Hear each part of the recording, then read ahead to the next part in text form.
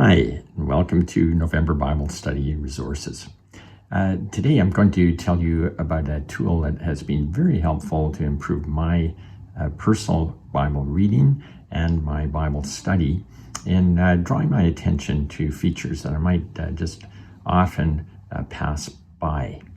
I use a parallel Bible, and actually nowadays you can see these in a parallel translations, showing them side by side, as I have in this BibleGateway.com. Pastor Scott on day 22 gave an overview tour of what Bible Gateway offers. Today I'm going to be using a feature here with this parallel Bible, adding parallel translations. It's a great feature. What you're able to do here is put two translations side by side, reading the Bible verses and understanding maybe something, a little shade of meaning that you might have missed. For my regular reading, I use New International Version. Sometimes I use New Living Translation. But here, in Bible reading, if you open up an Amplified Bible, and I'll show you where to find that in a few moments, but the Amplified Version gives additional words, which sometimes give a little bit of an interpretation, yes, or an implication. For instance, if we're reading verse 3 here, when you ask, you do not receive, because you ask with wrong motives, that you may spend what you get on your pleasures. Now, reading it in the Amplified Version, it gives a little bit more clarification. You ask God for something, so we're asking God, and we do not receive it because we ask with wrong motives. Expanding on that, out of selfishness or with an unrighteous agenda, so that when you get what you want, you may spend it on your hedonistic desires. So, Amplified Bible can help in your reading. Normally just reading through your favorite translation, but once in a while glancing over to see for a further explanation. Now, where it really comes in handy is at times when you see something that, it looks a little different here, quite a different meaning. For instance, in verse 5 of James 4, he jealously longs for the Spirit that he has caused to dwell in us.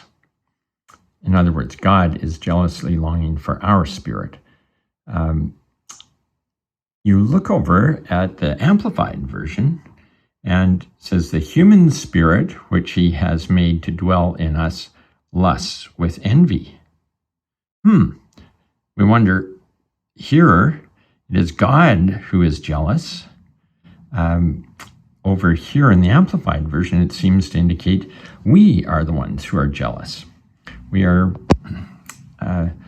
seeking to just satisfy our own desires. Which is it? So that's where we want to come back up and examine this a little bit more closely. Let's add a few other translations. If you tap the parallel here, add a parallel, we'll see on the screen two that I have called up are the New Living Translation, and here is the King James Version. If I want a different translation, the beauty of this is that there are many English translations, and so I would like to see what the New American Standard Bible has to say. I'll click on that, and here we are. So we have 4 translations side by side. Each of the names there, you can change any one of them to any translation. Now, before I get into examining something specific here, you may wish to print it out on a sheet of paper. Sometimes that's easier to read, to mark, to record, So printing it, click print, and here's your print screen. Then you go up to your web printer and print. Okay, back to our, the reason that I would print it off is that it gives me more time to examine, maybe highlight, put question marks, etc. Let's go down to that verse that we were wondering about. Verse 5.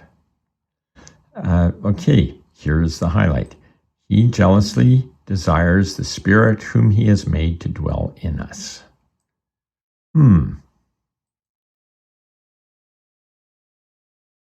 So that gives us another picture. Which is it? Is it us being jealous, vying for our own desires, or is it God in his desire to see us fully following him?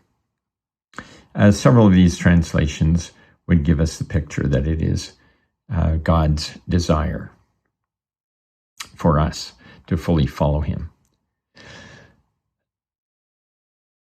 Whether it is our spirit or God's spirit that is vying for our full heart, we want to know how can we win the tug of war. And what is wonderful to see is that in all of the translations, there is the common desire here and the common conclusion in verse 7 and 8. We can submit ourselves to God. We simultaneously are resisting the devil who flees from us. And then as we draw near to God, he will come near to us. So we have a responsibility, but God also, in his grace and mercy, says, God, he gives us more grace. God opposes the proud, but when we come humbly before him for our need, he will reach into our heart and help us follow him. So there we have it. The parallel versions, side by side, comparing in your own Bible study, whether it's for reading and just using one other parallel or a bit more in-depth study. Thanks. I hope you can try this out the next time you're doing a Bible study.